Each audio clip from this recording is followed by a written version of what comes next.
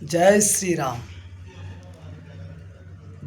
భగవద్గీతలో ఏం రాసింది అంటే, హ్యూమన్ సైకాలజీ ప్రకారం మనం ఏదైతే ఎవరికి ఏది ఇస్తామో అదే తిరిగి వస్తుందని అన్నది ఎంత నిజమో, ఆస్ట్రాలజీ ప్రకారం కూడా భగవద్గీతలో రాసిందే ఉన్నది.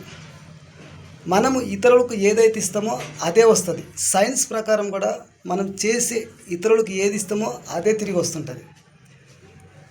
ఇక్కడ విశేషం ఏంటంటే, మనసులో ద్వేషం, అసూయ, కోపం పెట్టుకుంటాం కదా, అది మనిషికి బీపీ, షుగరు లేని రోగాలు వస్తుంటాయి.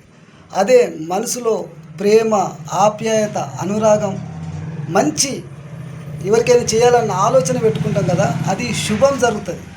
ఇది గీతా సారాంశంలో కావచ్చు, ఆస్ట్రాలజీ కావచ్చు, సైన్స్ కావచ్చు, లేదంటే రియాలిటీ ప్రకారం everything when you give you to others, everything come to back.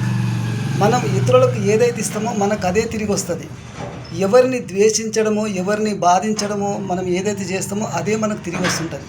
అందుకే మంచి ఎప్పుడు శుభాన్ని కోరుకుంటుంది, చెడు ఎప్పుడు అశుభాన్నే కోరుకుంటుంది. జై శ్రీకృష్ణ.